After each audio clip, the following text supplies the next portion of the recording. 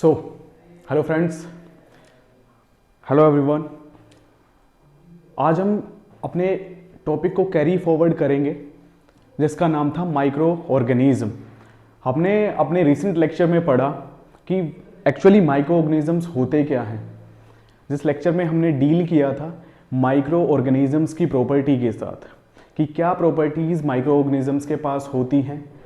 फिर हमने उसमें स्टडी किया था classification of micro organisms and then after हमने डिस्कस किया था हैबिटेट ऑफ माइक्रो ऑर्गेनिजम्स। आज के इस लेक्चर में हम कंटिन्यू करने वाले हैं कि माइक्रो ऑर्गेनिजम्स के हमारी लाइफ पे क्या कुछ हार्मफुल इम्पैक्ट्स हो सकते हैं या फिर हमारी डे टू डे लाइफ में माइक्रो ऑर्गेनिजम्स के क्या कुछ यूजेस हैं। हाँ, आप सही सुन रहे हैं, यूजेस और साथ में हार्मफुल इम्पैक्ट्स। मैं अगर आपको बताऊं, माइक्रो ऑर्गेनिजम्स के दोनों तरह के डायमेंशंस हमें देखने को मिलते हैं। They act as a friend as well as they act as a foe. अगर मैं बात करूं, वो हमारे दोस्त की तरह भी काम करते हैं और साथ में ही काम करते हैं हमारे एनिमी की तरह भी। तो आज हम उन्हीं प्रॉपर्टीज के साथ डील करने वाले हैं कि माइक्रो ऑर्गेनिजम्स की वो क्या कुछ खास प्रॉपर्टीज हैं जिसकी वजह से वो बिहेव करेंगे एज अ फ्रेंड, और वो सब इम्पैक्ट्स जिसमें हमें पढ़ने को मिलेगा कि किस तरह माइक्रो ऑर्गेनिजम्स हमारे लिए हार्मफुल साबित हो सकते हैं। So we gonna start our topic, that is micro organism uses and harmful impacts.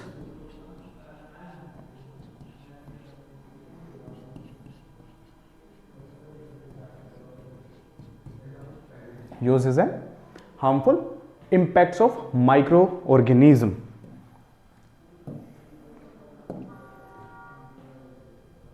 हम इन सब टॉपिक से डील कर चुके हैं।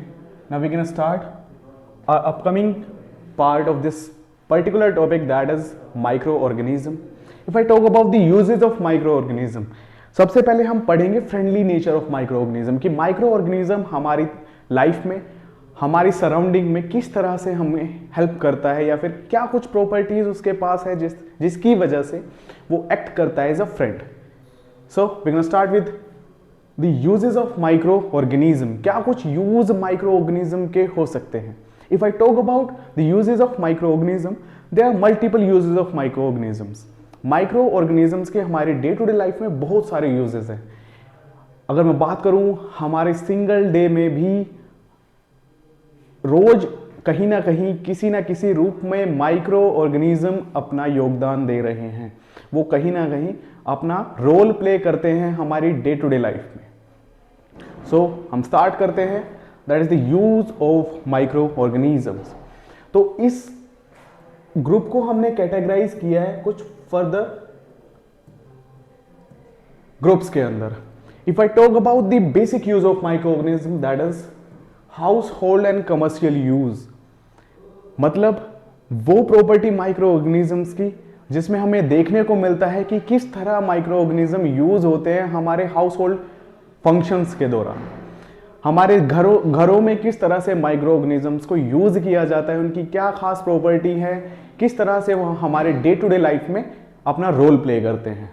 Then there is a specific point, that is commercial use. Business industries, commercial industries में भी माइक्रो ऑर्गेनिज्म का एक बहुत बड़ा रोल प्ले है। हम बात करेंगे कि क्या कुछ रोल प्ले है अपनी अपकमिंग स्लाइड्स के अंदर। Then we talk about the agriculture. हाँ, आपने सही सुना, खेती में भी, एग्रीकल्चर में भी माइक्रो ऑर्गेनिजम्स का एक बहुत बड़ा हैंड है।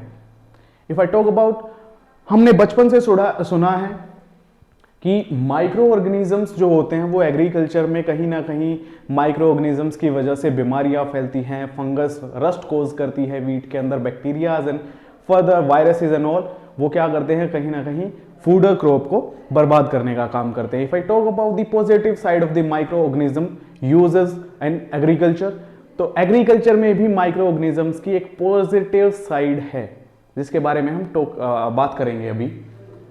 Then there is a specific point, that is environmental cleaning। Micro organism एक बड़ा ही इंपॉर्टेंट रोल प्ले करते हैं इन्वायरमेंट को साफ सुथरा रखने में। जिस तरह से हम अपनी बॉडी को साफ सुथरा रखते हैं, अपने घर को, अपने सराउंडिंग को साफ सुथरा रखते हैं ताकि हम हेल्दी रहें, उसी तरह से माइक्रो ऑर्गेनिज्म भी क्या करते हैं, इन्वायरमेंट को, हमारी सराउंडिंग को क्लीन करने में कहीं ना कहीं रोल प्ले करते हैं, ताकि जितने भी लिविंग ऑर्गेनिजम्स हैं उनको एक हेल्दी इन्वायरमेंट मिले। Then there is a next property that is preservation of food. Food भी प्रिजर्व किया जाता है with the use of micro organisms, and micro organism play a certain role in the preservation of food as well as there is a specific point which is related with the plant. और अगर बात करूं मैं कि जो point plant से related है वो कहीं ना कहीं रिलेट करेगा ह्यूमन बीइंग से भी और अदर एनिमल से भी, क्योंकि प्लांट क्या है, प्राइमरी सोर्स ऑफ फूड है। कहीं ना कहीं जितने भी लिविंग ऑर्गेनिजम्स हैं वो डिपेंड करते हैं प्लांट्स के ऊपर अपने न्यूट्रिशन के लिए।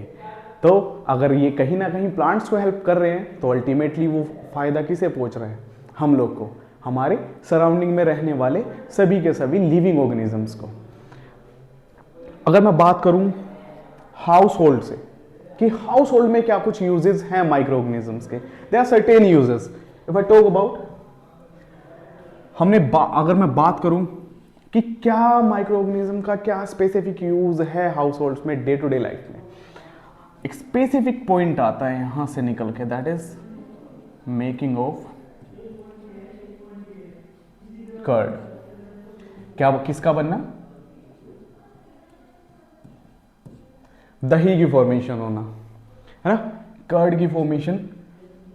अब आप सोचोगे कि भाई कर्ड की फॉर्मेशन में माइक्रो ऑर्गेनिज्म का रोल, तो हाँ, बिना माइक्रो ऑर्गेनिजम्स की प्रेजेंस के कर्ड फॉर्मेशन हो ही नहीं सकती। होता क्या है एक्चुअली, जब हम माइल्ड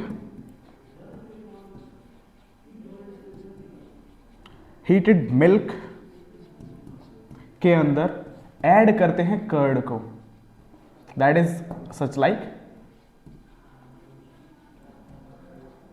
इनोकुलम।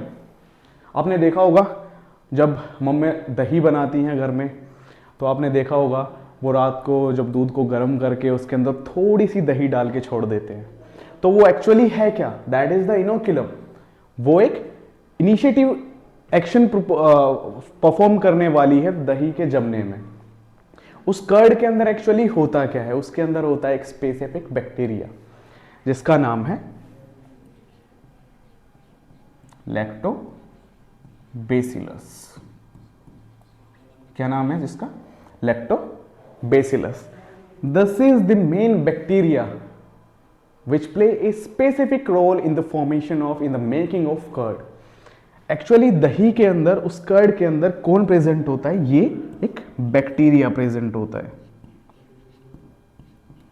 कौन प्रेजेंट होता है, एक बैक्टीरिया प्रेजेंट होता है, जो क्या काम करता है, उस मिल्क को कन्वर्ट कराने में हेल्प करता है, किसके अंदर, कर्ड के अंदर, कर्ड फॉर्मेशन कराता है।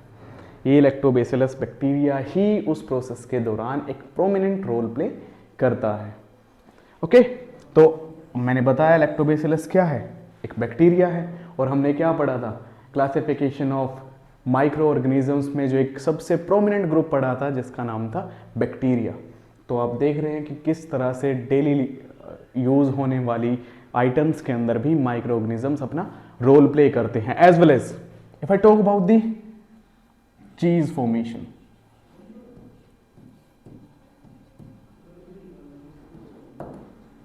if I talk about bread formation, तो ब्रेड या चीज के अंदर जो पफी नेचर आता है, आपने देखा हो ना, ब्रेड काफी सॉफ्ट फूला हुआ होता है। जनरली चीज में आपने देखे होंगे कुछ बड़े बड़े होल टाइप्स होते हैं, है ना, वो एक्चुअली होते किस वजह से है, या फिर इन चीजों की फॉर्मेशन में कौन हेल्प करता है। अगर मैं इसके बारे में बात करूं कि कौन हेल्प कर रहा है, देन यहां एक स्पेसिफिक माइक्रो ऑर्गेनिज्म काम करता है, जिसके बारे में अभी हम पढ़ेंगे कि वो कौन सा माइक्रो ऑर्गेनिज्म है जो इन सब प्रोसेसेस को कैरी फॉरवर्ड करा रहा है। तो एक स्पेसिफिक माइक्रो ऑर्गेनिज्म्स का नाम यहां से राइज करता है, दैट इज यीस्ट। इसको एक और नाम दिया जाता है, इट इज बेकर्स यीस्ट, है ना। नॉर्मली बेकरी, जो बेकरी इंडस्ट्रीज है उसमें सबसे ज्यादा यूज होने वाला ऑर्गेनिज्म कौन है, यीस्ट। यीस्ट क्या है actually? Yeast is a unicellular fungi. क्या है? It is a unicellular fungi. Yeast क्या काम करता है?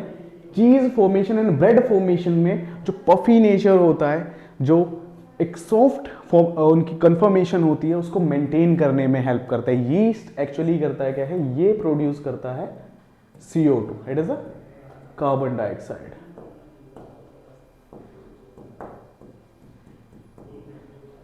जो क्या काम करती है?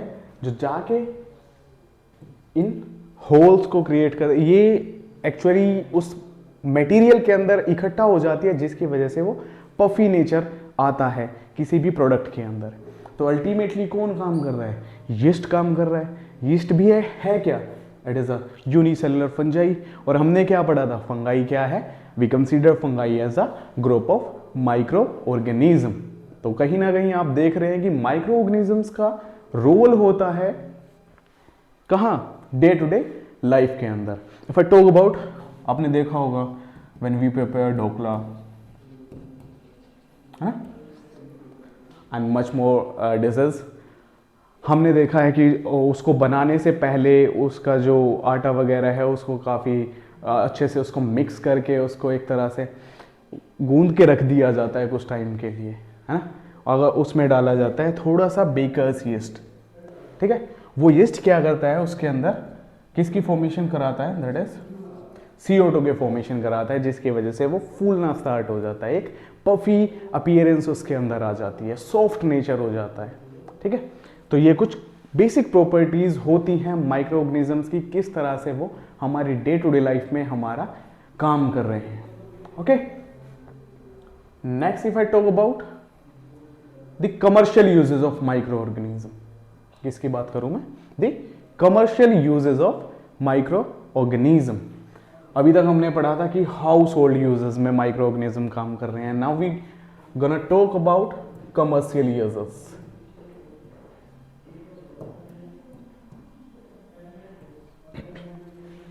कमर्शियल यूजेस की अगर मैं बात करूं तो सबसे प्रोमिनेंट जो ब्रांच आती है that is the production of wine,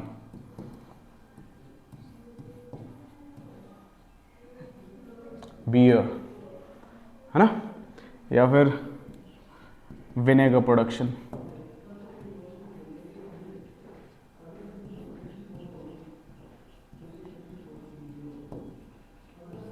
beer wine production हो, विनेगर प्रोडक्शन हो, तो इन सब का प्रोडक्शन करने में भी किसका कहीं ना कहीं कौन रोल प्ले करता है? माइक्रो ऑर्गेनिज्म रोल प्ले करता है। अब बात कर लेते हैं वो स्पेसिफिक माइक्रो ऑर्गेनिज्म है कौन जो इन सब प्रोडक्शन में हेल्प कर रहा है। Normally wine industries one of the, अगर मैं बात करूं इंडिया का सबसे ज्यादा रिवेन्यू जनरेट करने वाली इंडस्ट्री अगर कोई है दैट इज वाइन इंडस्ट्री, या फिर अल्कोहल या एंड बेवरेजेस इंडस्ट्रीज। ओके, तो इनके फॉर्मेशन में या फिर विनेगर एंड ऑल के फॉर्मेशन में भी माइक्रो ऑर्गेनिज्म का यूज होता है। और स्पेसिफिक माइक्रो ऑर्गेनिज्म जो सबसे ज्यादा यूज किया जाता है दैट इज यीस्ट। वो क्या है? यीस्ट। अब किस तरह से यीस्ट अपना फंक्शन परफॉर्म करता है इन सब प्रोडक्ट्स को बनाने में? अब we talk about the specific process जिसके थ्रू हम लोग इन सब प्रोडक्ट्स को फॉर्म करते हैं। तो वो स्पेसिफिक प्रोसेस, उसके बारे में जान लेते हैं। वो स्पेसिफिक प्रोसेस है क्या? अगर मैं बात करूं वो स्पेसिफिक प्रोसेस, उसका नाम है fermentation, that is known as fermentation.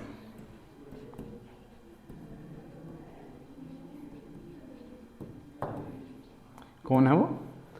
Fermentation. Fermentation की मैं बात करूं, अगर इसका रिसर्च बैकग्राउंड पे जाऊं तो एक साइंटिस्ट थे that is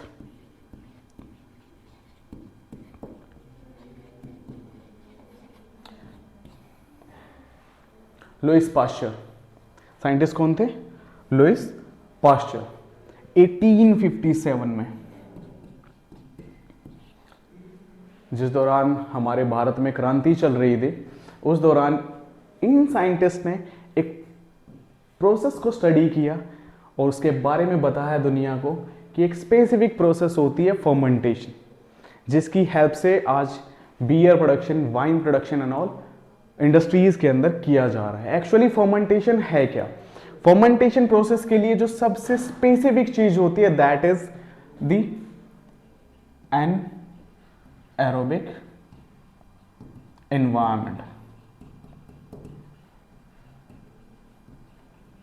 that is anaerobic environment. Anaerobic environment actually वो एनवायरमेंट होता है जहां क्या होता है, ऑक्सीजन एब्सेंट होती है। कैसा एनवायरमेंट होगा? जहां ऑक्सीजन एब्सेंट होती है।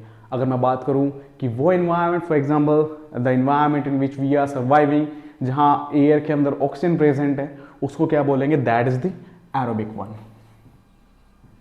दैट इज एरोबिक, जहां ऑक्सीजन प्रेजेंट है। Okay, that is aerobic. And जहां ऑक्सीजन एब्सेंट है जिस एनवायरमेंट में, दैट इज एनएरोबिक।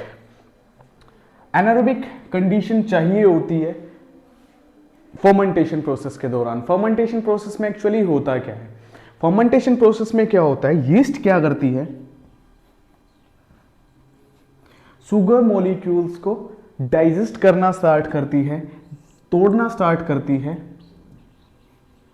और उसको कन्वर्ट कराती है ethanol plus water plus energy, which is very less, which is very less। अब आपको दिख रहा है किसकी फॉर्मेशन हो रही है? इथेनॉल की फॉर्मेशन हो रही है। Ethanol is a alcohol. Ethanol क्या होता है? अल्कोहल होता है। और ये कंडीशन कहां चल रही है? इन दी एनएरोबिक एनवायरमेंट में। कहां चल रही है? एनारोबिक एनवायरमेंट के अंदर ये प्रोसेस चल रही है। क्या कर रहा है? यीस्ट शुगर को, for example such as glucose को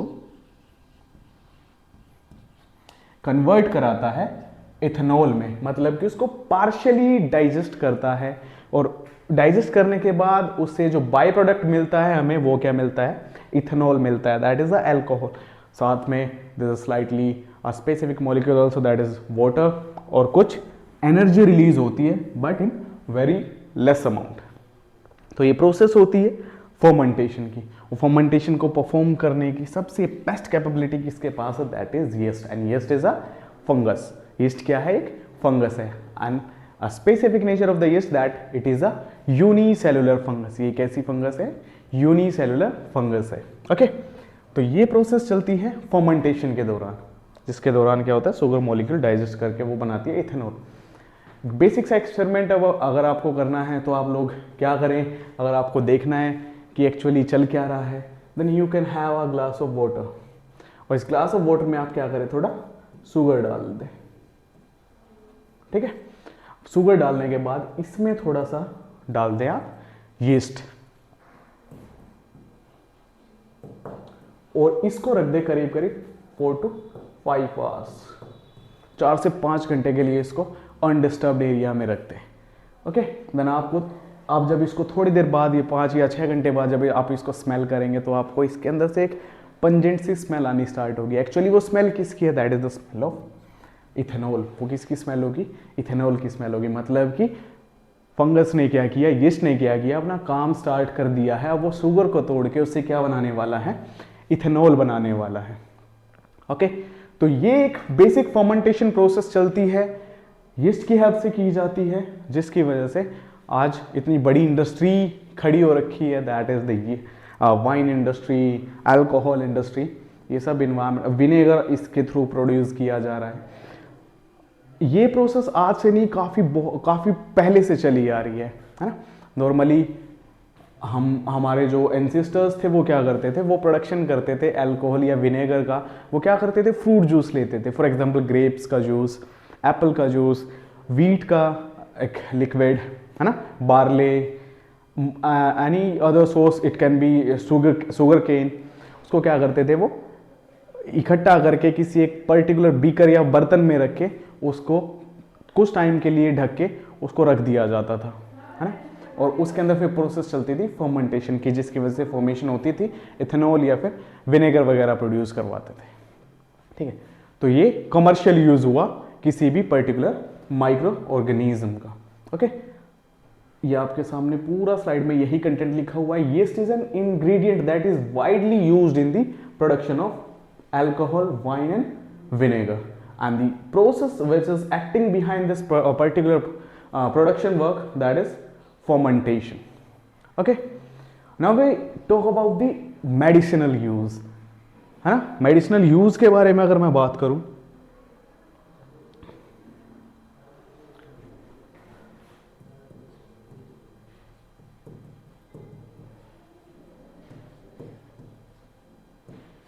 medicinal uses of micro organism, तो आपको पता है इन्वायरमेंट में बहुत सारी बीमारियां फैली हुई हैं, है ना, जिसकी वजह से आपने देखा होगा कि टाइम टू टाइम हमें मेडिसिन कंज्यूम करनी पड़ती है। फीवर हुआ, पीसीएम ले लो, है ना, एजिथ्रोमाइसिन एंड ऑल, है ना, आपको थोड़ी सी एलर्जी हुई, सेट्राजिन दे दी, निमासोलिड वगैरह के यूज़ की जाती है फीवर वगैरह के दौरान।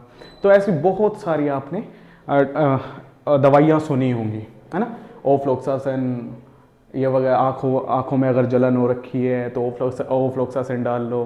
तो ये सब मेडिसिन एक्चुअली आती कहाँ से हैं, जो आप लोग परचेज करके कंज्यूम करते हैं टू ट्रीट योर इलनेस, अपनी बीमारी को ठीक करने के लिए जिनको यूज़ किया जाता है। एक्चुअली वो मेडिसिन का प्रोडक्शन भी कहीं ना कहीं किया जाता है with the help of micro organism. Micro organism से प्रोडक्शन किया जाता है एंटीबायोटिक्स का। किसका प्रोडक्शन किया जाता है? एंटीबायोटिक्स का प्रोडक्शन किया जाता है। बात करते हैं what is antibiotic. Antibiotic actually होता क्या है? एंटी वर्ड जो यूज है आपको दिख रहा है, एंटी का मतलब नॉर्मल सा एक बेसिक मीनिंग होता है, दैट इज द अगेंस्ट, है ना, दैट इज अगेंस्ट, किसी भी चीज के विपरीत काम करना। एंड बायोटिक जो स्पेसिफिक टर्म है दैट इज फॉर लिविंग, किसी लिविंग ऑर्गेनिज्म के अगेंस्ट बिहेव करना या फिर उसको किल करने की प्रॉपर्टी रखने वाली चीज को हम क्या बोलते हैं? एंटीबायोटिक बोलते हैं। बट एक्चुअली वो लिविंग ऑर्गेनिज्म है कौन? वो हम नहीं है। अब आप बोलोगे कि सर एंटीबायोटिक, हम भी तो लिविंग है, हमें क्यों नहीं किल कर रही? एक्चुअली वो लिविंग ऑर्गेनिज्म है कोई अनदर माइक्रो ऑर्गेनिज्म, किसी दूसरे माइक्रो ऑर्गेनिज्म को किल करने की प्रॉपर्टी। हमारे लिए वही एंटीबायोटिक काम करती है एज अ प्रोबायोटिक। किस तरह काम करेगी? एज अ प्रोबायोटिक, है ना। प्रोबायोटिक एक्चुअली होता क्या है? प्रो मतलब फैसिलिटेशन एंड बायोटिक लिविंग, किसी लिविंग ऑर्गेनिज्म को सरवाइव करने के लिए फैसिलिटेट करना।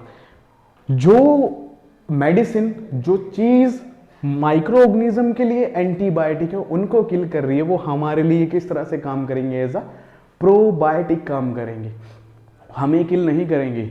हमारी बॉडी के अंदर जो माइक्रो ऑर्गेनिज्म डिजीज को कोज कर रहा है, जो हमारी बॉडी को बीमार करने के एक इंटेंशन से हमारी बॉडी के अंदर जिसने एंटर किया है, उसको कौन किल करती हैं? ये एंटीबायोटिक्स किल करती हैं। और ये एंटीबायोटिक प्रोडक्शन भी होता है किसकी हेल्प से? एक्चुअली माइक्रो ऑर्गेनिजम्स की हेल्प से। फॉर एग्जांपल अगर मैं बात करूं कुछ एक स्पेसिफिक एंटीबायोटिक्स की, सच एज स्ट्रेप्टोमाइसिन,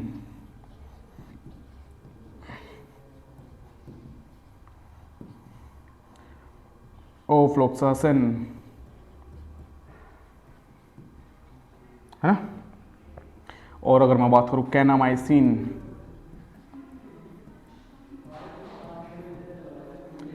ये सब एंटीबायोटिक्स हैं। ये सब कौन है?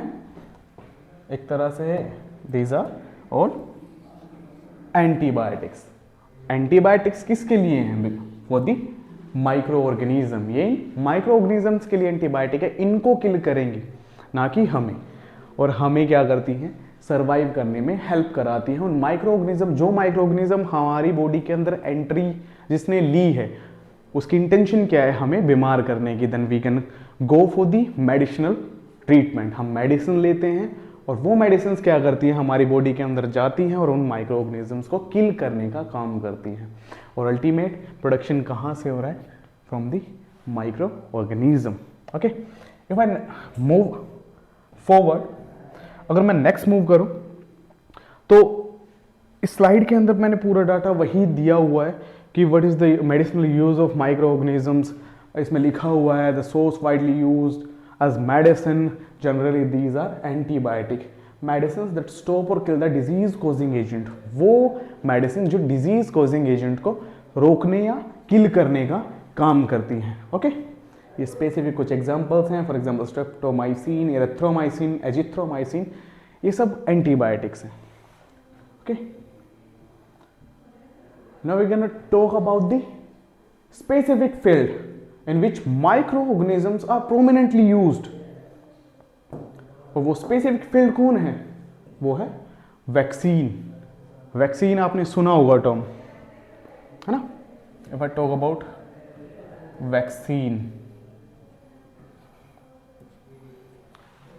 वैक्सीन की अगर मैं बात करूं, इसके रिसर्च बैकग्राउंड पे लेके जाऊं आप लोग को, तो एक स्पेसिफिक साइंटिस्ट, एक फिजिशियन का नाम आता है, that is Edward Jenner. That is Edward Jenner. ये वो इंसान था जिसने सबसे पहली वैक्सीन क्रिएट की थी।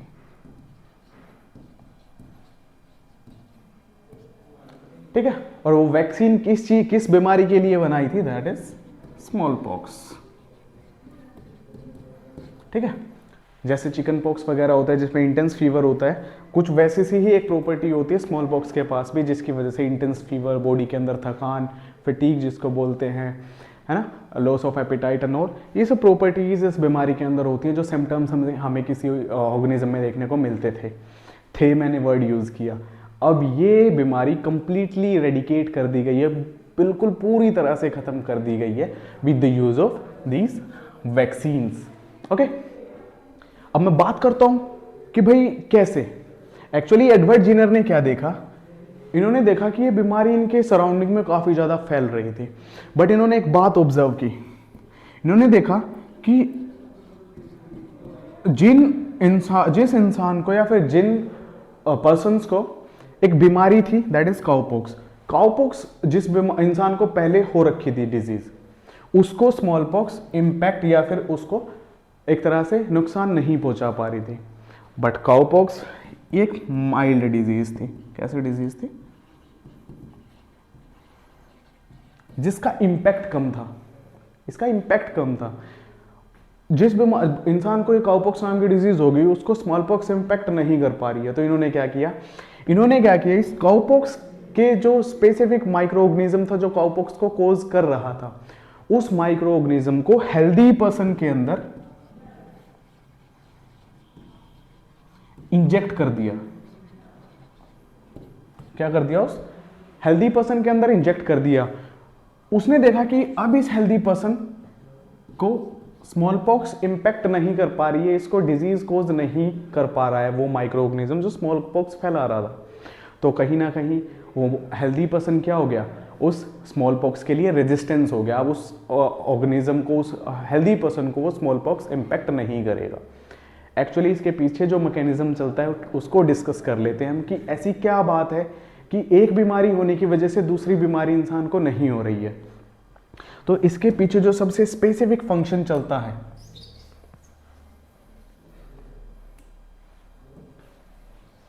उसके बारे में बात करेंगे।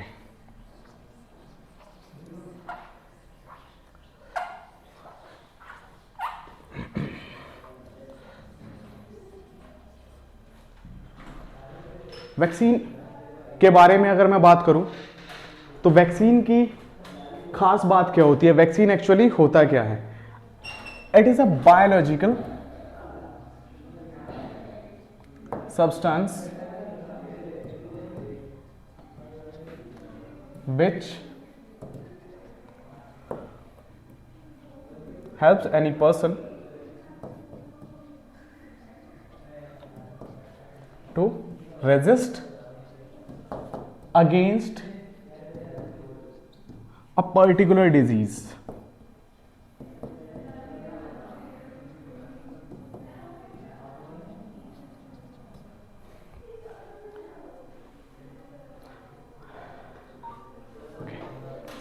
तो वैक्सीन एक्चुअली होती क्या है? वैक्सीन एक बायोलॉजिकल सब्सटेंस होता है।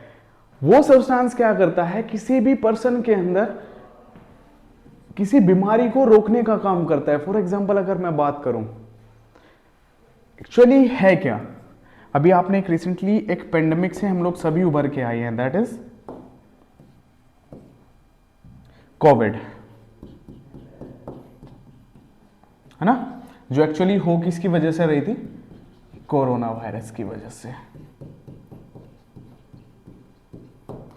हमने सुना था कि भाई कोविड के को ट्रीट करने के लिए सभी को हमें वैक्सीन्स दी गई थी, है ना। वैक्सीन्स एक्चुअली थी क्या? वैक्सीन थी जो कोरोना वायरस था, जो एक्चुअली उस बीमारी को फैला रहा था, उस कोरोना वायरस को वीक करके, क्या करके? वीक या फिर डेड करके उसको इंजेक्ट किया गया। किसमें? बॉडी के अंदर, ठीक है। उसको कहां इंजेक्ट किया? बॉडी के अंदर। अब हमारी बॉडी के अंदर जब कोई माइक्रो ऑर्गेनिज्म एंटर करता है तो हमारी बॉडी के एक सबसे खास प्रॉपर्टी होती है, दैट इज इम्यूनिटी।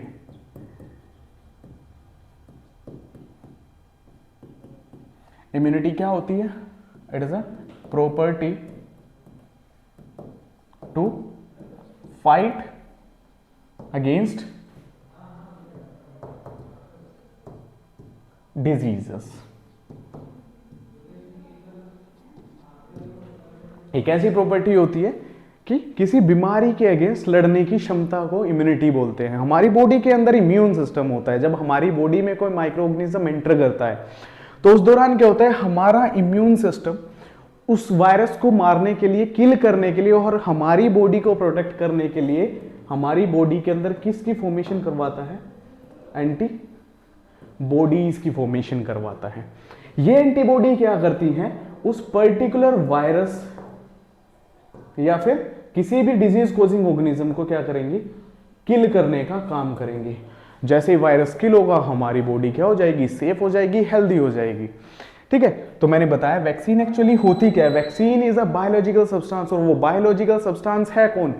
वही पर्टिकुलर माइक्रो ऑर्गेनिज्म है जो हमारे अंदर बीमारी कोज करने वाला है, हमें इन्फेक्ट करने वाला है, ठीक है। अब वो माइक्रो ऑर्गेनिज्म को हमारी बॉडी में पहले ही डाल दिया जाता है, जिसकी वजह से हमारी बॉडी में एंटीबॉडीज बननी स्टार्ट हो जाती है। एंटीबॉडीज बनेंगी अगर दोबारा से वो पर्टिकुलर माइक्रो ऑर्गेनिज्म हमारी बॉडी पे अटैक करता है, तो हमारी बॉडी के अंदर एंटीबॉडीज पहले से प्रेजेंट है।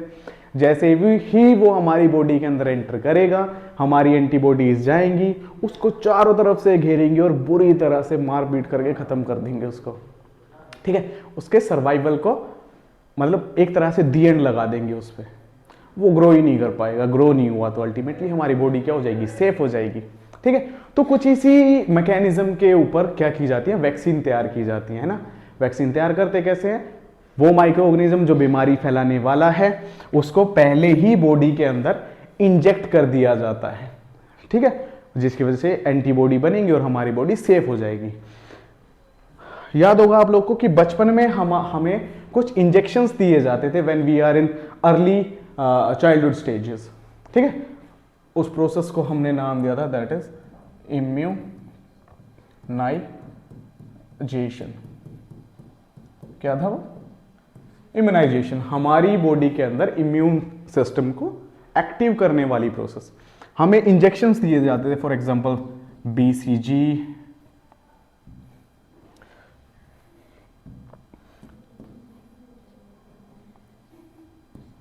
डीपीटी, ट्रिपल वैक्सीन भी इसको बोलते हैं,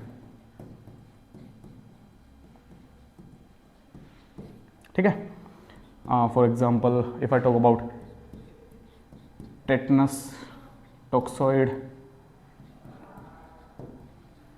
ना।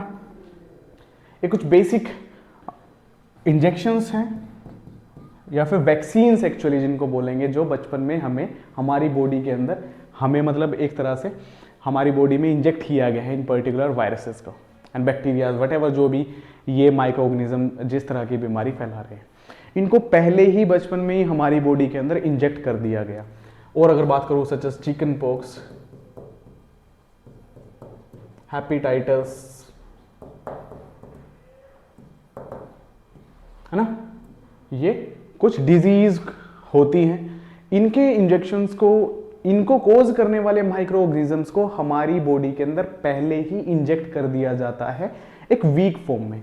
जैसे ही हमारी बॉडी के अंदर जाएंगे, हमारी बॉडी के अंदर एंटीबॉडीज बननी स्टार्ट हो जाएंगी, और एंटीबॉडीज जब बन जाएंगी, अगर इन फ्यूचर ये डिजीज हमें इन्फेक्ट करती हैं, तो हमारी बॉडी के अंदर पहले से ही क्या प्रेजेंट होगी, एंटीबॉडीज प्रेजेंट होंगी जो जाके इनको किल करेंगी, ओके, और हमारी बॉडी को एक तरह से सेफ रखने का काम करेंगे। तो ये माइक्रोबियल यूज होता है वैक्सीन प्रोसेस या फिर वैक्सीन बनाने में, ठीक है, one of the major use, है ना। अगर वैक्सीन फॉर्मेशन वाली टेक्निक नहीं होती, हमें नहीं पता होता, तो शायद आज कोरोना का जो इलाज है वो हमारे पास नहीं होता, और बड़े या फिर लार्ज स्केल पे ये क्या कर सकती थी, बीमारी इंसानों को इन्फ्लुएंस कर सकती थी, उनकी डे टू डे लाइफ को एक तरह से बर्बाद कर सकती थी। Next if I talk about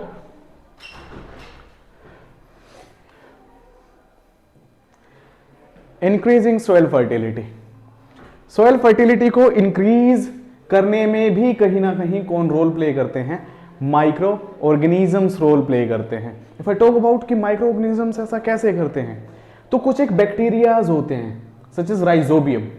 rhizobium is a bacteria जो कहाँ मिलते हैं एक्चुअली, लेग्यूमिनस प्लांट्स के अंदर। अब बात करें लेग्यूमिनस प्लांट्स की, तो ये वो प्लांट्स होते हैं जिनमें क्या होता है, जो फ्रूट फॉर्मेशन जिसके जो होती है वो किस फॉर्म में होती है, पोड फॉर्म में होती है, मतलब फली की तरह जिसके अंदर फ्रूट फॉर्मेशन हो।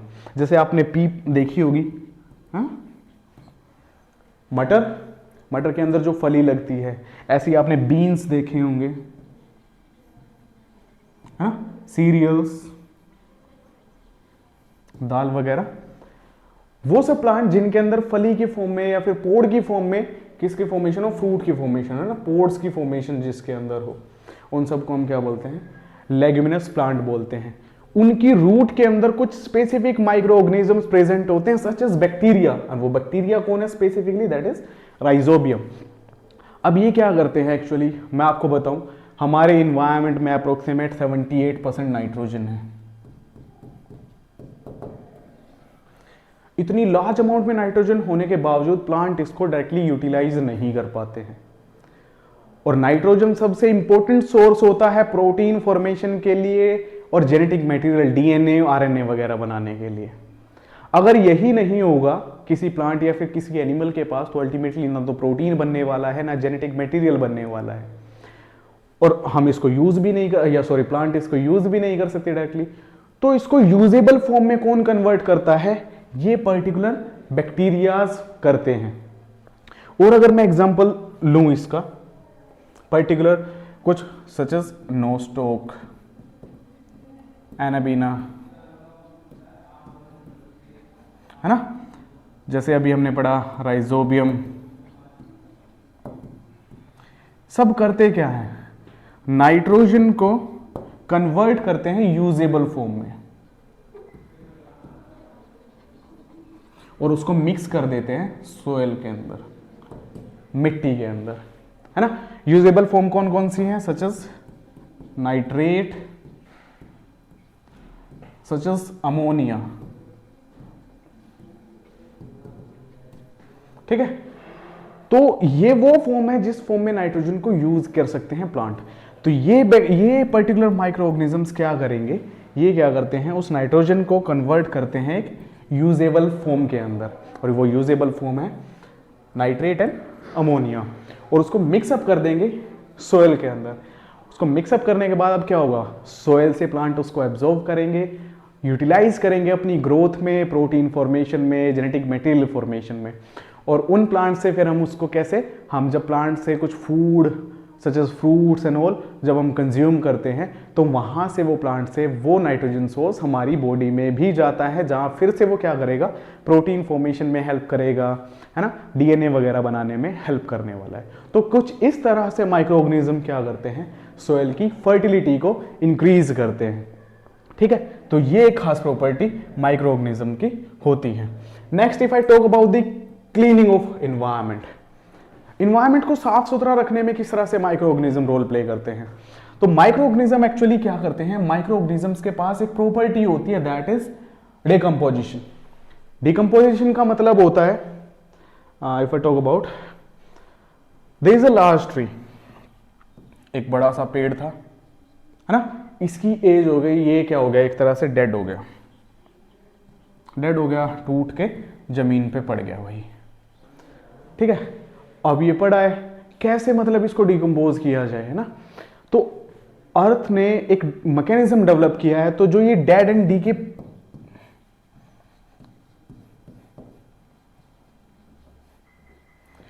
पार्ट्स होते हैं या फिर ऑर्गेनिजम्स होते हैं, है ना, दीज आर लार्ज, एक तरह से एक बड़ी एंटाइटी है,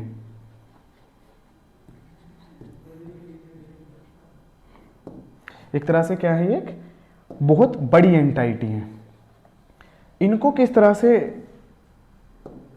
मतलब इन्वायरमेंट से रिमूव किया जाए, तो क्या होता है, इनके ऊपर ग्रोथ कर किनकी होती है, माइक्रो ऑर्गेनिजम्स की ग्रो होती है। इनके ऊपर कौन ग्रो करते हैं, माइक्रो ऑर्गेनिजम्स ग्रो करते हैं, और इस लार्ज बड़े से प्लांट को वो क्या कर देंगे, छोटे छोटे मॉलिक्यूल्स में तोड़ देंगे, छोटे छोटे टुकड़ों में तोड़ देंगे, छोटे छोटे पार्ट्स में तोड़ देंगे, है ना, छोटे छोटे ग्लोब्यूल्स मॉलिक्यूल्स में तोड़ देंगे through the process of decomposition,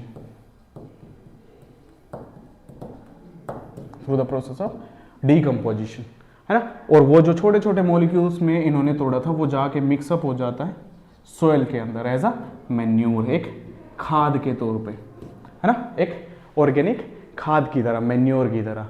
और जिसकी वजह से अब क्या होगा, इन्वायरमेंट के अंदर जो वो डेड एंड डी के पार्ट पड़े हुए थे, एग्जाम्पल यहाँ किसी एनिमल का भी हो सकता है, फॉर एग्जाम्पल कोई एनिमल बॉडी है, उसको भी क्या क्या करेंगे, कुछ माइक्रो ऑर्गेनिज्म क्या कर देंगे, डिकम्पोज कर देंगे और उसको मिक्सअप करा देंगे सॉइल में। तो कुछ इस तरह से इन्वायरमेंट को क्लीन करने में कहीं ना कहीं माइक्रो ऑर्गेनिजम्स हेल्प करते हैं। और साथ में क्या कर रहे हैं, अब सोइल के अंदर वो खाद की तरह उसको मिला रहे हैं, तो कहीं ना कहीं सोइल की फर्टिलिटी भी इंक्रीज हो रही है, जिसको फिर यूटिलाइज करेगा एक नया प्लांट अपनी ग्रोथ के लिए। ओके, तो ये एक खास प्रॉपर्टी होती है। If I talk about the organism which is behind this particular process, specifically यहां काम जो करती हैं दैट इज फंजाई, फंगस काम करती है। ओके, फंगस क्या करेंगे, उस सरफेस पे ग्रो करेंगे, उसको डिकम्पोज कर देंगे। मैंने बताया था जब हमने फंगस पढ़ा था, फंगस का काम, वो अपना न्यूट्रिशन कैसे लेती है, इसका एक स्पेसिफिक मोड होता है न्यूट्रिशन का, सेप्रोफिटिक मोड। सेप्रोफिटिक मोड मतलब वो ऑर्गेनिज्म जो गले सड़ी चीजों पे ग्रो करेगा, उनको ब्रेक डाउन करेगा, तोड़ेगा और अपना न्यूट्रिशन गेन करेगा। वो अपनी ग्रोथ के लिए न्यूट्रिशन गेन कर भी रही है और साथ में उसको क्लीन भी कर रही है इन्वायरमेंट को। तो that is a specific property of micro organism which help in the cleansing of environment. Next if I talk about और next property that is the nitrogen fixation, है ना। तो नाइट्रोजन फिक्सेशन के बारे में मैंने थोड़ा सा पहले भी डिस्कस किया था। अभी होता क्या है, जो नाइट्रोजन गैस होती है उसको प्लांट डायरेक्टली कंज्यूम नहीं कर पाते हैं। दोबारा फिर इसको रिकॉल कर दो, रिपीट कर दो, उसको क्या करते हैं, प्लांट कंज्यूम नहीं कर पाते। तो कुछ एक बैक्टीरियाज होते हैं सच एज जो मिलते हैं आपको लेगुमिनस प्लांट्स की रूट के अंदर। लेगुमिनस प्लांट्स में हमने डिस्कस किए थे such as pea and beans, जिनके पास एबिलिटी होती है नाइट्रोजन को कन्वर्ट करती है नाइट्रेट और अमोनिया के अंदर, है ना। और फिर उस नाइट्रेट और अमोनिया को क्या करते हैं, प्लांट एब्जॉर्ब करते हैं थ्रू देयर रूट्स एंड उसको यूज करते हैं किसमें, प्रोटीन फॉर्मेशन में एंड अदर कंपाउंड फॉर्मेशन में। सच एज अदर कंपाउंड में कौन, डीएनए बनाएंगे, है ना, डीएनए बनाएंगे, प्रोटीन बनाएंगे और यूज करेंगे, यूटिलाइज करेंगे अपनी ग्रोथ के लिए। तो ये एक खास प्रॉपर्टी भी किसके पास होती है, माइक्रो ऑर्गेनिजम्स के पास होती है। इसके एग्जांपल्स हमने पहले भी बताए थे, अभी थोड़ी देर पहले जिसको डिस्कस किया था, एक था राइजोबियम, है ना। फ्री लिविंग में अगर मैं बात करूं नोस्टॉक, है ना, एनाबीना, ये कुछ स्पेसिफिक माइक्रो ऑर्गेनिजम्स हैं जो क्या करते हैं, नाइट्रोजन को फिक्स करने में हेल्प करते हैं। फिक्स करना मतलब उसको यूजेबल फॉर्म में कन्वर्ट करना। Next if I talk about the next pro, अब मैं बात करूं कि नाइट्रोजन फिक्स होती कैसे है। हमने इतना बड़ा तो सिस्टम पढ़ लिया कि प्लांट यूज नहीं कर पाता है, देन उसको कन्वर्ट किया जाता है यूजेबल फॉर्म में। अगर सारे नाइट्रोजन को ऐसे ही कन्वर्ट करते रहे तो एक दिन क्या आएगा, नाइट्रोजन खत्म हो जाएगी इन्वायरमेंट में। बट ऐसा नहीं होता है। क्यों? क्योंकि एक बायोकेमिकल साइकिल चलती है। बायोकेमिकल मतलब जिसमें living organism, bio living organism involve होते हैं और एक केमिकल प्रोसेस चलती है जिसके थ्रू क्या होता है, प्लांट और जो नाइट्रोजन है वो इन्वायरमेंट में एज अ साइक्लिक फॉर्म घूमती रहती है। इन्वायरमेंट से प्लांट में आएगी, प्लांट से वापस से फिर वो जाएगी इन्वायरमेंट में। तो एक स्पेसिफिक साइकिल चलती है जिसको नाम दिया जाता है नाइट्रोजन साइकिल। इसके बारे में हम जानकारी ले लेते हैं कि एक्चुअली नाइट्रोजन साइकिल में होता क्या है। If I talk about the specific properties of nitrogen cycle, होता क्या है, इन्वायरमेंट में मैंने बताया था नाइट्रोजन प्रेजेंट होती है कुछ इस तरह, इस फॉर्म में, है ना, N2 की फॉर्म में। ये ट्रिपल बॉन्ड है, दो नाइट्रोजन मॉलिक्यूल एक दूसरे के साथ जुड़े होते हैं 3 बॉन्ड के साथ, है ना, 3 बॉन्ड बनते हैं दो के बीच में, दो एटम्स के बीच में। ओके, तो N2 की फॉर्म में प्रेजेंट होती है। हमने बताया था कि इन्वायरमेंट में 78% करीब नाइट्रोजन है, बट उसको यूज नहीं किया जा सकता है गैसियस फॉर्म में जब तक वो है। तो नाइट्रोजन को फिक्स किया जाता है जिसको हम बोलते हैं नाइट्रिफिकेशन। नाइट्रिफिकेशन एक्चुअली होती क्या है, it is the fixation of nitrogen, nitrogen को फिक्स करना या फिर नाइट्रोजन को कन्वर्ट करना यूजेबल फॉर्म में, है ना। यूजेबल फॉर्म कौन कौन सी थी, अमोनिया एंड नाइट्रेट। तो नाइट्रोजन फिक्सिंग बैक्टीरियाज क्या करते हैं, इन्वायरमेंट से नाइट्रोजन को कन्वर्ट करते हैं नाइट्रोजनस कंपाउंड्स के अंदर। और नाइट्रोजनस कंपाउंड कौन है, अमोनिया है या फिर नाइट्रेट है। कौन कौन है, अमोनिया है या फिर नाइट्रेट है ना। और वो नाइट्रोजन फिक्सिंग बैक्टीरिया हमने पहले भी बात की थी, सच एज राइजोबियम। वो क्या करेंगे, उसको नाइट्रोजनस कंपाउंड में कन्वर्ट कर देंगे such as ammonia and nitrate. और वो जाके कंपाउंड कहां मिक्स हो जाते हैं, सोयल के अंदर। कहां मिक्स हो जाएंगे, सोयल में।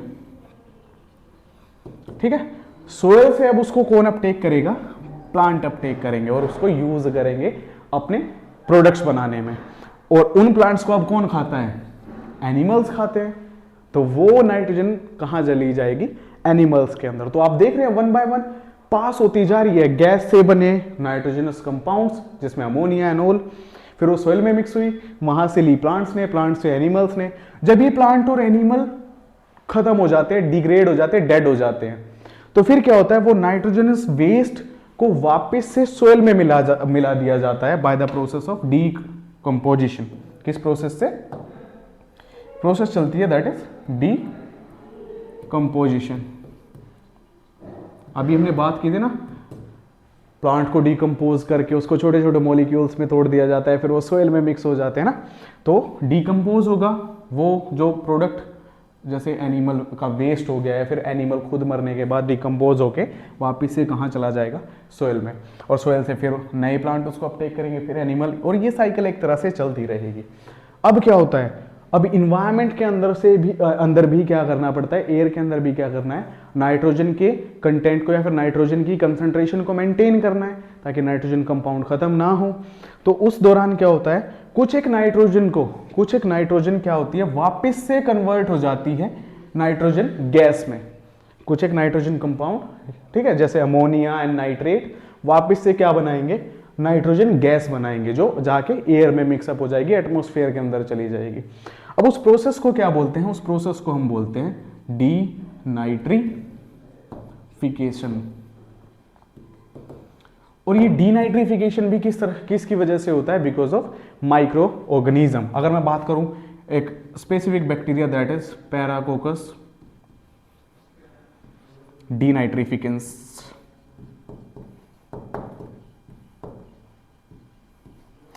ये पैराकोकस डीनाइट्रिफिकेंस क्या करता है, ये बैक्टीरिया है, ये क्या करता है, वो नाइट्रोजनस कंपाउंड जो अमोनिया और नाइट्रेट बने थे उससे वापस से फॉर्मेशन किसकी कराता है, नाइट्रोजन गैस की कराता है। फिर वो नाइट्रोजन गैस दोबारा से नाइट्रिफिकेशन प्रोसेस से फिक्स होगी, फिर यूटिलाइज होगी, एंड देन ये साइकिल चलती रहेगी, इन्वायरमेंट में एक बैलेंस मेंटेन रहेगा, और इस प्रोसेस को हम क्या बोलते हैं, नाइट्रोजन साइकिल बोलते हैं। ओके, ये था कुछ overall data about the nitrogen fixation which is promoted by micro organism. आप देख रहे हैं नाइट्रोजन फिक्सेशन, नाइट्रिफिकेशन प्रोसेस भी बैक्टीरियाज एंड कुछ सर्टेन कंपाउंड्स की वजह से हो रही है, लिविंग माइक्रो ऑर्गेनिजम्स की वजह से हो रही है।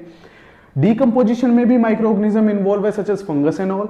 डीनाइट्रिफिकेशन में भी माइक्रो ऑर्गेनिज्म इन्वॉल्व है such as paracoccus denitrificans and all. ये भी बैक्टीरियाज है, माइक्रो ऑर्गेनिजम्स हैं, तो ये मीडिएट कर रहे हैं पूरी नाइट्रोजन साइकिल को। ओके, तो नाइट्रोजन फिक्सेशन में भी किसका रोल होता है, माइक्रो ऑर्गेनिजम्स का रोल होता है। नेक्स्ट हमारा जो लास्ट टॉपिक बचता है that is consequences of micro organism. अभी तक तो हमने पढ़े यूजेस ऑफ माइक्रो ऑर्गेनिज्म या फिर friendly nature of micro organism. Now we gonna talk about the micro organism as a foe, है ना। फोए होता क्या है, इट इज अ एनिमी। जैसे फ्रेंड होता है ऐसे ही फोए भी होता है, दुश्मन भी होता है ना, नॉर्मल सी बात है। जैसे कहा जाता है जिसके दोस्त होते हैं उसके दुश्मन भी होते हैं, कुछ वैसा सही है। Micro organism as a friend भी काम करते हैं, एज अ एनिमी भी काम करते हैं। Now we gonna talk about the consequences या फिर harmful impact of the micro organism.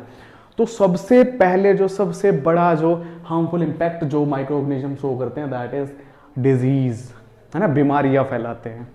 But talk about the diseases, disease भी दो तरह की होती है, कम्युनिकेबल या फिर non communicable.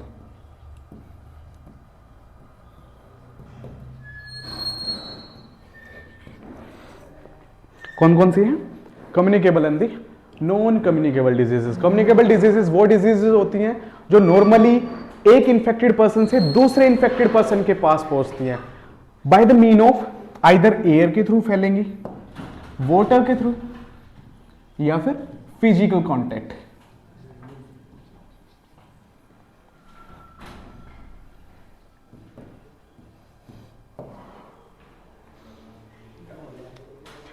Communicable diseases normally फैलती है एयर से, वाटर से या फिर फिजिकल कांटेक्ट से। नॉर्मली होता क्या है, इन्फेक्टेड पर्सन से वो जाएंगी हेल्दी पर्सन तक।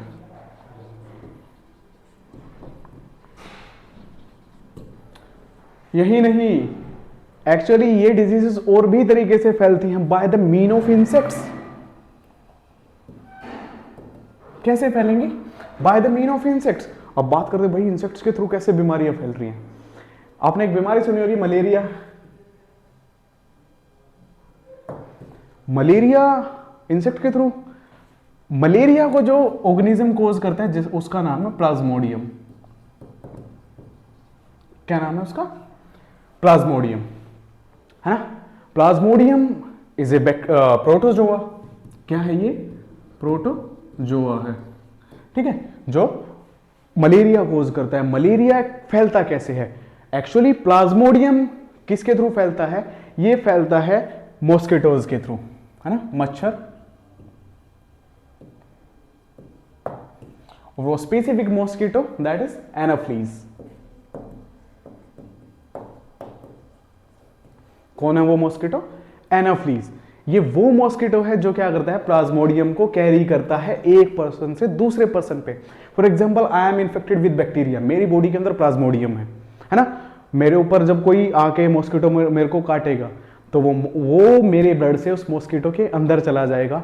वही मॉस्किटो जब जाके किसी दूसरे हेल्दी पर्सन को काटेगा तो क्या करेगा, जब वो स्टिंग करेगा तो उसके स्टिंग के थ्रू वो प्लाज्मोडियम उसकी बॉडी से, उस इंसेक्ट की बॉडी से क्या हो जाएगा, हेल्दी पर्सन में ट्रांसफर हो जाएगा।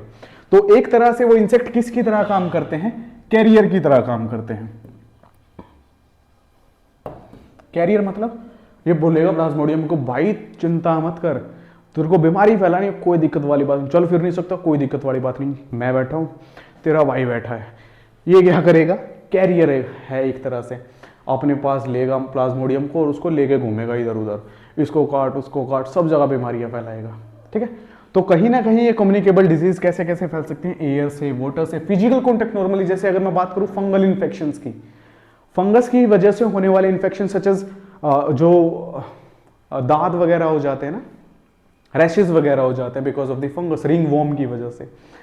व्हेन टू पर्सन्स, एक इन्फेक्टेड पर्सन या फिर एक हेल्दी पर्सन एक दूसरे के फिजिकल कॉन्टेक्ट में आते हैं, फॉर एग्जांपल मेरे हाथ पे दाद हो रखा है, if I shake hand with my friend जो हेल्दी है, तो वो फंगस मेरे हाथ से उसके हाथ पे भी चला जाएगा, जिसकी वजह से वो उसको बीमारी कोज करेगा, है ना। तो ये कम्युनिकेबल डिजीजेस या फिर नॉन कम्युनिकेबल डिजीज, वो डिजीज जो एक से दूसरे पे नहीं फैलती है। If I talk about such as, कौन सी डिजीज, अगर मैं बात करूं नॉन कम्युनिकेबल डिजीजेस की, सच एज, हाँ, वायरल फीवर, एक तरह से एक नॉर्मल सी डिजीज है वायरल फीवर, वायरस की वजह से, जनरली वायरल इन्फेक्शन की वजह से होती है। ये नॉन कम्युनिकेबल डिजीज है ना, ये एक पर्सन से दूसरे पर्सन में नहीं फैलती है ना। तो ये सभी डिजीजेस एक्चुअली होती किस वजह से हैं, हमारा मेन टारगेट था कि होती किस वजह से हैं। तो इनको कोज करने में कहीं ना कहीं कौन रोल प्ले करते हैं, माइक्रो ऑर्गेनिज्म रोल प्ले करते हैं। For example such as malaria की हमने बात की, मलेरिया कौन कोज कर रहा है, मलेरिया कोज कर रहा है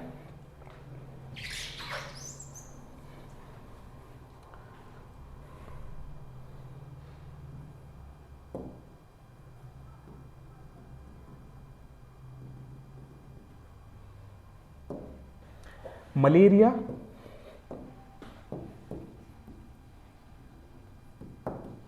कौन कोज कर रहा है, एक प्लाज्मोडियम कोज कर रहा है? प्लाज्मोडियम इज अ प्रोटोजोआ, है ना। Protozoa is a micro organism. If I talk about the common cold, cold की अगर मैं बात करूं, खांसी जुकाम जिसकी वजह से जो फैलता है उसकी मैं बात करूं, that is because of the influenza.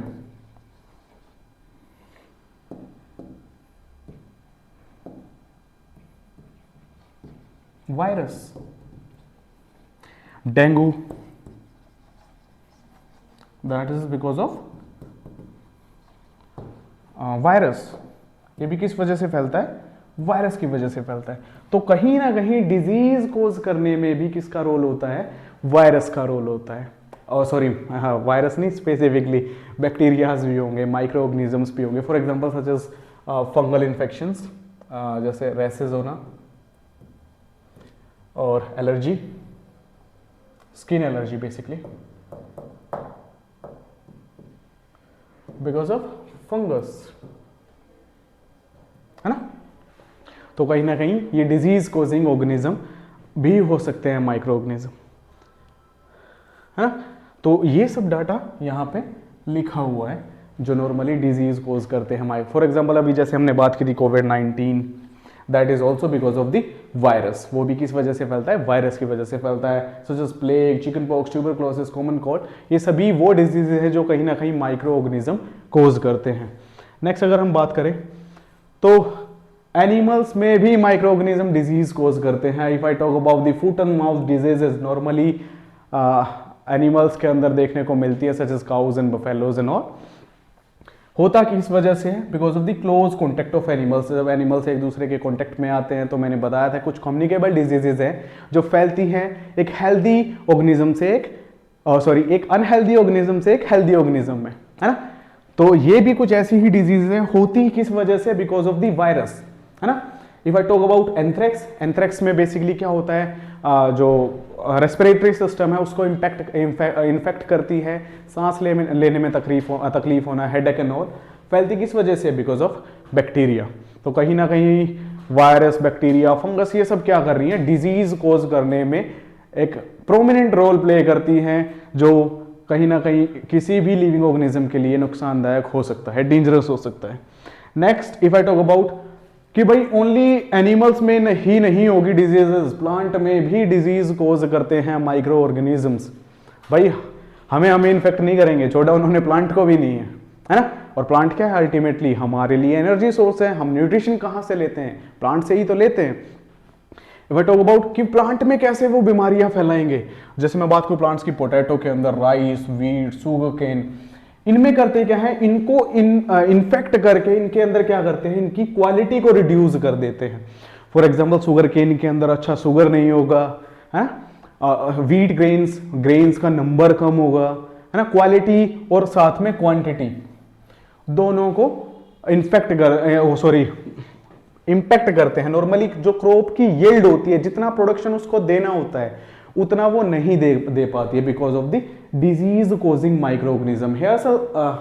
Here are some basic examples of the disease causing microorganism. If I talk about the plant disease, that is yellow vein mosaic in भिंडी, okra is a scientific name of ladyfinger. Okay तो उसके अंदर एक बीमारी होती है that is yellow vein mosaic disease, जो फैलती किस वजह से है, वायरस की वजह से फैलती है। और फैलाता कौन है, इंसेक्ट। इंसेक्ट दोस्त की तरह काम करेगा, एज अ कैरियर काम करेगा, है ना। कैरियर क्या कौन होता है, भाई आ मेरे साथ वायरस, बैठ मेरे पास, मैं तेरे को लेके चलता हूं, है ना। इंसेक्ट फैलाते हैं भाई।